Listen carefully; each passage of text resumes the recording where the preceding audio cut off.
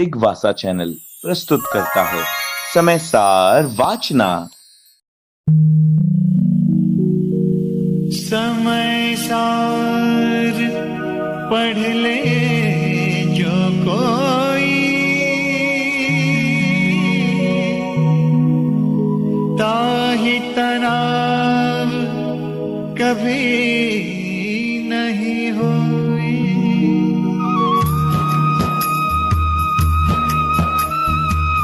देव्या जय बोलिए त्रिकालवर्ती त्रैलोक्य पूज विश्वाराध्य पंच परमेष्टि भगवान की, अनंतानंत सिद्ध परमेष्टि भगवान की, वर्तमान जिन शासन राशि वर्धमान महावीर भगवान की, देवादिदेव विश्व प्रभु प्रथम तीर्थंकर श्री ऋषभ देव भगवान की, परम पूज्य कलिकाल सर्वज्ञ आचार्य भगवान श्री कुंद कुंद स्वामी मुनि महाराज की, परम पूज्य चारित्र चक्रवर्ती आचार्य भगवान श्री शांत सागर जी मुनि महाराज की, परम पूज्य सिद्धांत चक्रवर्ती छपकराज शिरोमणि आचार्य भगवान गुरुदेव श्री विद्यानंद जी मुनि महाराज की, विश्व कल्याणकारक अहिंसा प्रधान श्रीमद् विश्व धर्म की,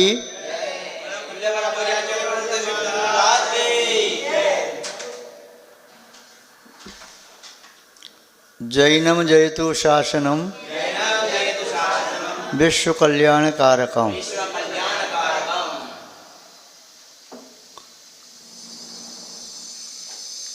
उपस्थित धर्म स्नेही सत श्रद्धालु भव्यवर पुंडरीक पुण्यात्मा महानुभाव, यहाँ पर आचार्य भगवान कुंद कुंद स्वामी जी द्वारा विरचित समय सार ग्रंथ की वाचना चल रही है। वाचना के अंतर्गत आत्महित का जो मार्ग है, मोक्ष का जो मार्ग है, उसके संबंध में निर्देश दे रही हैं। सम्यक दर्शन, सम्यक ज्ञान और सम्यक चारित्र।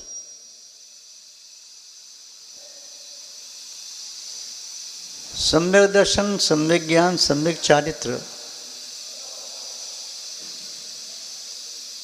हमारी आत्मा का एक स्वाभाविक परिणाम है। जब स्वाभाविक परिणाम है तो फिर प्रत्येक आत्मा में हमेशा रहना चाहिए, किंतु ये क्यों नहीं प्रकट होता है? ऐसा कौन सा बाधक कारण है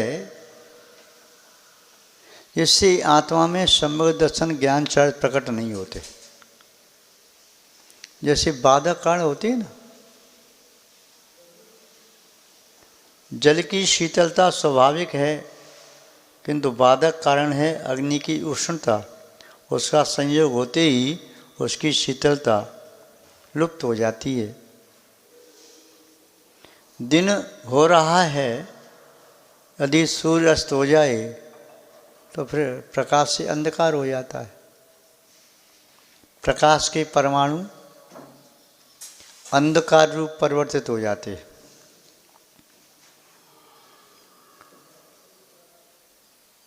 कोई भी कार्य आप करते हैं, उस कार्य के लिए साधक कारण भी होते हैं और बाधक कारण भी होते हैं।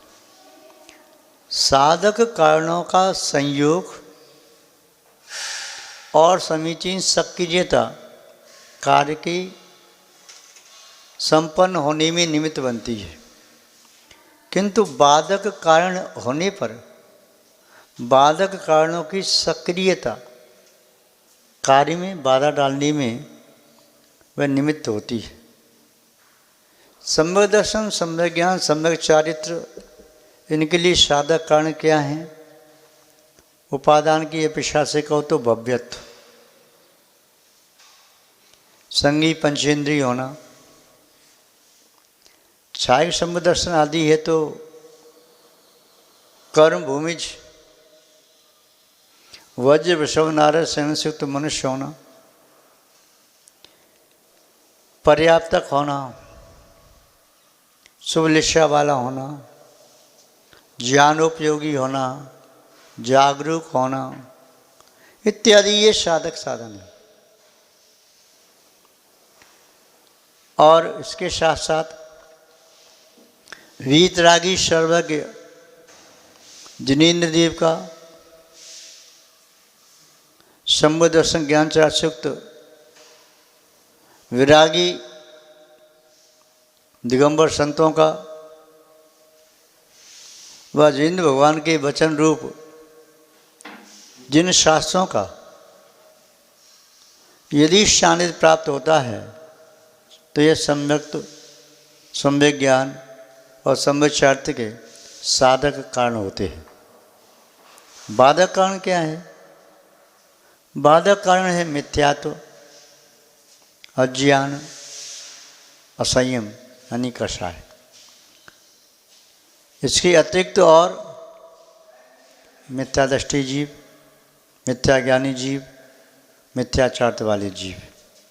वह मिथ्यात्व के संपोषक आयतन, मिथ्या ज्ञान के संपोषक साहित्य आदि जो भी पुस्तकें हैं और मिथ्या चारित्र के संपोषक क्रियाएं व दृश्य व भोग और भोग की प्रचुर सामग्री व कसाय को संवर्धित करने वाले ऐसे प्रसंग। आचार्य भगवान कुंद स्वामी जी इसी बात को यहाँ पर कह रहे हैं कि सम्यक्त आदि के प्रतिबद्ध क्या क्या कारण हैं उन्हें यहाँ देखते हैं। समयसार गाथा नंबर 168, 169 और 170 इस प्रकार यहाँ पर आचार्य महोदय इन 3 गाथाओं के माध्यम से इस बात को कह रहे हैं। देखते हैं।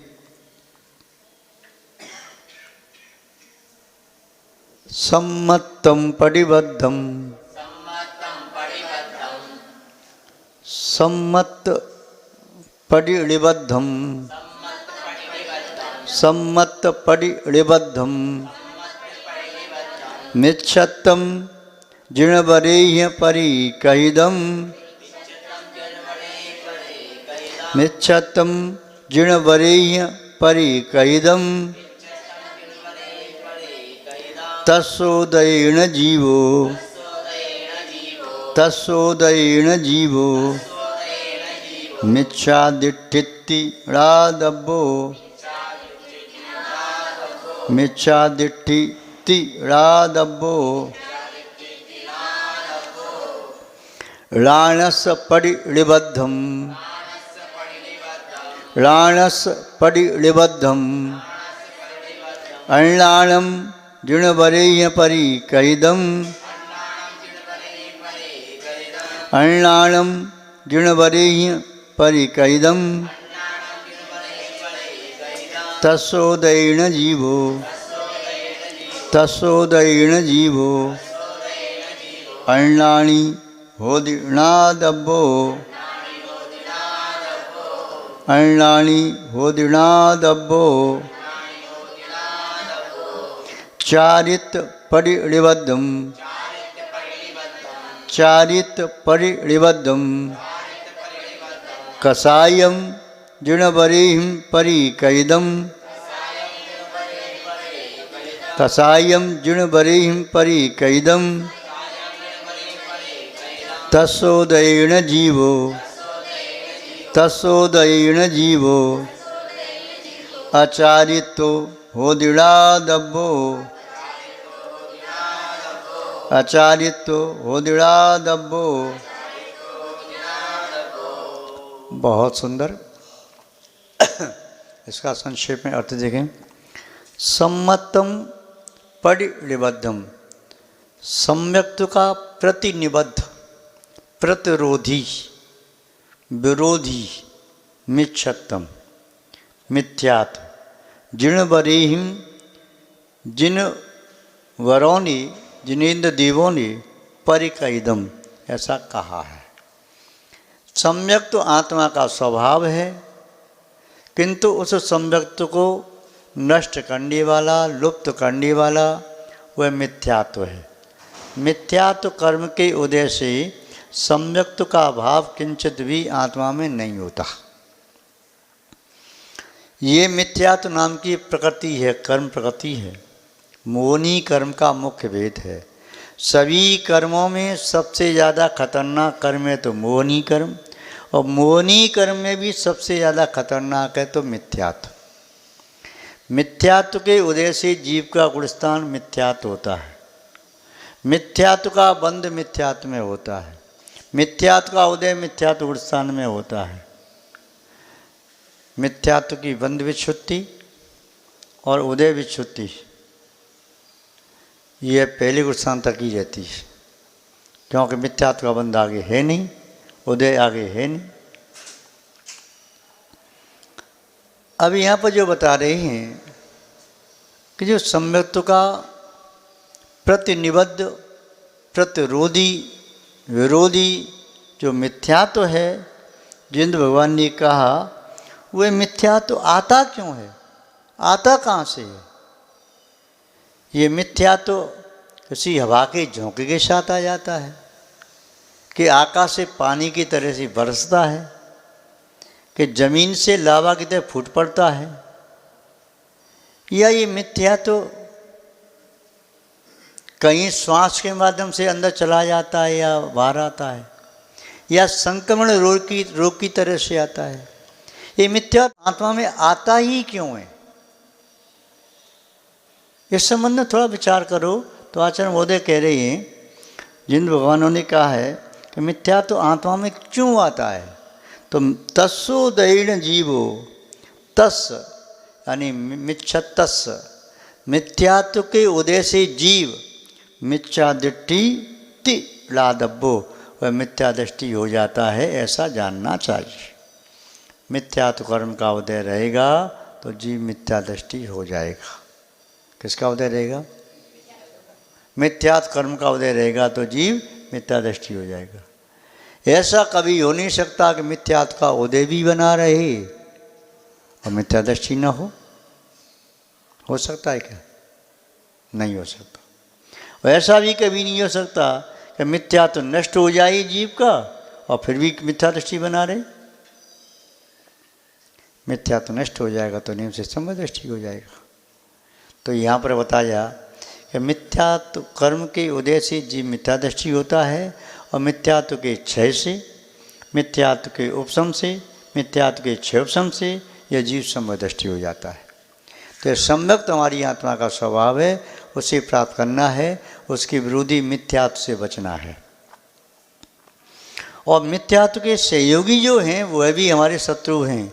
सम्यक्त के शत्रु हैं कौन हैं? मिथ्यात्व के सहयोगी हैं सम्यक मिथ्यात्व, सम्यक प्रकृति, अनंत अनुबंधी क्रोध, अनंत अनुबंधी मान, अनंत अनुबंधी माया, अनंत अनुबंधी लोभ, ये भी मिथ्यात्व के सहयोगी हैं, उसके साथ रहते हैं। अन्य कसाय, अन्य कसाय प्रत्यक्ष में तो मिथ्यात्व के सहयोगी नहीं है, किंतु जिनके पास उपशम सम्यक दर्शन है, क्षयपशम सम्यक दर्शन है, उसके लिए एक कसाय भी भयंकर तीव्र रूप से उदय में आ जाएं तो एक कसाय भी जीव को मिथ्यात्व तक ला सकती है। और क्षय सम्यक दृष्टि है तो फिर अप्रत्याख्यान कसाय, प्रत्याख्यान कसाय, संजुलन कसाय व नो कसाय जीव को मिथ्यात्व तक लेकर के नहीं आ सकती। ठीक है, ये बात यहाँ पर आचार्य महोदय बता रहे हैं। ऐसे ही ये बता रही हैं ज्ञान हमारी आत्मा का स्वभाव है, उसके प्रतिबद्ध विरोधी कौन सा कर्म है? तो बता रहे हैं राणस परिबद्धम, ज्ञान का प्रतिनिबद्ध, अणाणम जिनवरीय परिकैदम। अज्ञान जिन भगवान ने कहा है, ज्ञान का प्रतिनिबद्ध विरोधी प्रतिरोधी अज्ञान है, ऐसा जिन देवों ने कहा है। तस्सोदयन जीवो, उस अज्ञान के उदय से, किसके उदय से? अज्ञान के उदय से जीवो अज्ञानी होदी, जीव अज्ञानी होता है, ऐसा जानना चाहिए। अज्ञान नाम का कौन सा कर्म है? 148 प्रकृतियों में अज्ञान नाम का कौन सा कर्म है? अज्ञान नाम का कर्म है कुमति, कुश्रुत और कोवधि। ये मिथ्यात्व के साथ उदय में आते हैं, इसलिए ये तीनों अज्ञान भी हो सकते हैं। यदि कुमति, कुश्रुत, कोवधि नहीं है, कु निकल गया, संबंध के साथ तीनों आ गए, तो मत श्रुत अवधि ज्ञान हो जाएगा। तीन अज्ञान कहलाते हैं। दूसरी अपेक्षा से मत श्रुत अवधि और मने पर ज्ञान भी अज्ञान कहलाते हैं। हो कैसा ज्ञान कहा? जब तक अनंत ज्ञान केवल ज्ञान प्राप्त नहीं हुआ, तब तक बारे में शांतक अज्ञान भाव है। तो यहाँ पर अपेक्षा मिथ्यात्व के साथ रहने वाले ज्ञान की है, उसे अज्ञान कहा है। संबंध दर्शन के साथ रहने वाले ज्ञान को अज्ञान यहाँ पर नहीं कहा, इसीलिए कहा कि ज्ञान के प्रतिनिबद्ध अज्ञान जिन देवों ने कहा है। तस्सोदयन जीवो अण्णानि योजना लभ्यो, उस मिथ्यात्व के साथ उदय में आने वाला कुमति, कुश्रुत, कोवधि, ये उदय में आ रहा है छह ज्ञान, वह ज्ञान अज्ञान कहलाता है। यद्यपि आत्मा के गुण की अपेक्षा से ज्ञान कहा जाता है, किंतु फिर भी मिथ्यात्व के साथ रहने से वह अज्ञान है, क्योंकि आत्मा का यथार्थ स्वरूप जनाने में ये असमर्थ है। तो यहाँ पर आचार्य महोदय ने अज्ञान के लिए कहा, अज्ञान कर्म के उदय से जीव अज्ञानी होता है, ऐसा जानना चाहिए। यदि कुमति, कुश्रुत, कोवधि का उदय न हो तो जीव अज्ञानी नहीं हो सकता। अब बता रहे हैं चार्ट के संबंध में। चारित परिनिबद्धम, चार्ट का प्रतिनिबद्ध, कषायम जिनवरीय परिकैदम, जिनेन्द्र भगवंतों ने, जिन देवों ने, जिन वरों ने कषाय कहा है। जो चार्ट का घात करता है वह क्या है? कषाय। कषाय के उदय से जीव क्रोध करता है, मान करता है, मायाचारी करता है, लोभ करता है। कषाय के उदय से जीव विषयों का सेवन करता है। विषयों का सेवन भी कषाय से। लोभ, विषयों का लोभ हो सकता है, विषयों को प्राप्त करने के लिए मायाचारी कर सकता है, विषयों को प्राप्त करके अहंकार कर सकता है, और विषयों की प्राप्ति में कोई बाधक बने तो क्रोध भी आ सकता है। इसलिए यदि चारित्र का घात करने वाला है तो वह है चारित्र मोह या कषाय भाव। जिन्हें भी कषाय आती है, जब भी कषाय का उदय होता है, अपने आप को, अपने परिणाम को नहीं संभाल पाते हैं, तो समझना चाहिए वे कषाय के परिणाम रूपी तीव्र कुठार के माध्यम से अपने चारित्र रूपी वृक्ष को जड़ से मूल से काट रहे हैं। जब जब भी आपको कषाय का उदय आए, जब जब भी आपको कषाय का उदय आए, तो समझ लेना कि मैंने तीव्र पेना, वह कुठार, कुलाड़ लेकर के ही अपने चारित्र के वृक्ष की जड़ को मैं काट रहा हूँ। जब भी क्रोध आए, किसी की बात सहन न कर पाओ, जब भी अपनी उपलब्धि पर अहंकार आए, तो समझना मैं अपने चारित्र की वृक्ष की जड़ काट रहा हूँ। जब भी कोई मन में छल कपट मायाचारी आए, तो सोच लेना मैं अपने चारित्र की जड़ को काट रहा हूँ, फिर चारित्र का सूख जाएगा। जब भी लोभ की प्रवृत्ति आई, राग द्वेष आई, मोह आई, या नौकषा का उदय हो तीव्रता से, और अपने आप को संभाल नहीं पा रही, आप जान रही हो, समझ रही हो कषाय आ रही है, तो आप सोचना अपनी आत्मा से कहना, रे आत्मन, तुम इन कसाई के परिणामों से अपने चार्त रूपी वृक्ष की जड़ों को काट रही हो, और चार्त की वृक्ष की जड़ कट गई तो संयम के पुष्प कैसे खिलेंगे? समति गुप्ति के पुष्प, 10 धर्म के पुष्प, 12 अनपेक्षा, 5 प्रकार का आचार्य, तो 22 परिचय, ये कैसे संभव हो सकेगा? इसलिए चार्त की रक्षा करना है। हर व्यक्ति अपनी निधि की रक्षा करता है। जो भौतिक निधि पर विश्वास करता है तो भौतिक धन संपत्ति की रक्षा करता है। कई बार तो कहता है प्राण ले लो पर मेरे धन को मत लो।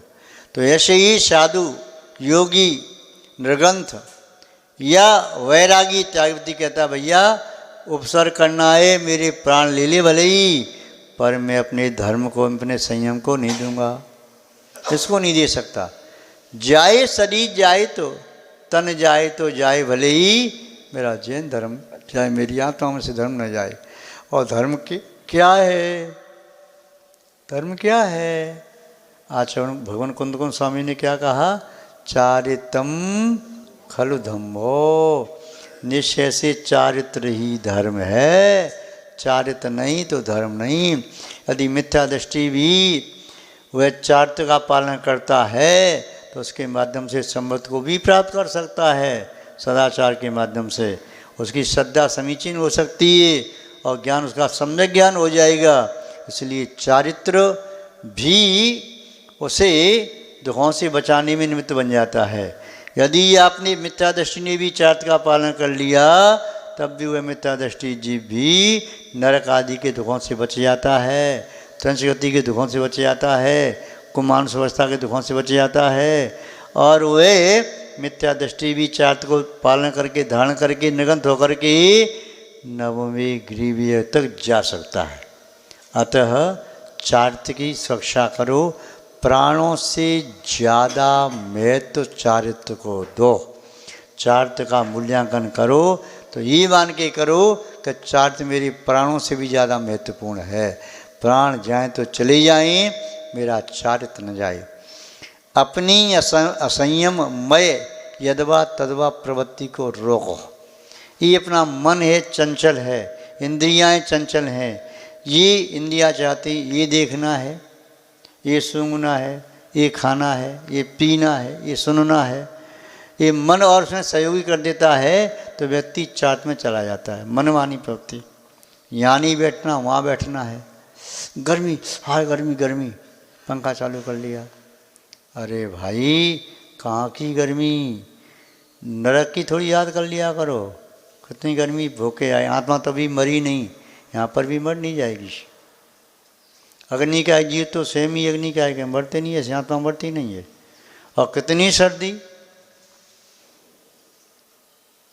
जिस सर्दी में सुमेरु पर्वत के समान लोहे का गोला गल जाए, इतनी भयंकर सर्दी, वहाँ सहन करके आए अनंतवार।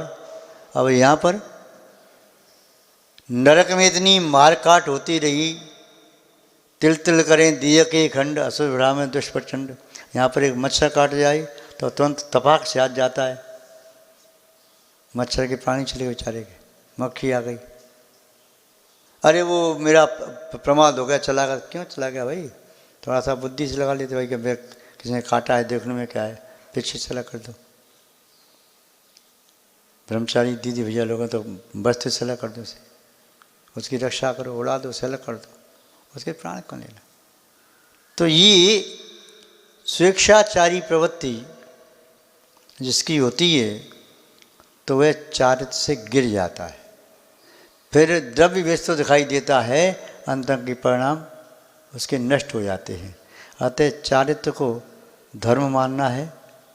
धर्म हमारी आत्मा है, धर्म हमारी आत्मा का स्वभाव है। अतः चारित्र भी हमारी आत्मा है, चारित्र हमारी आत्मा का स्वभाव है।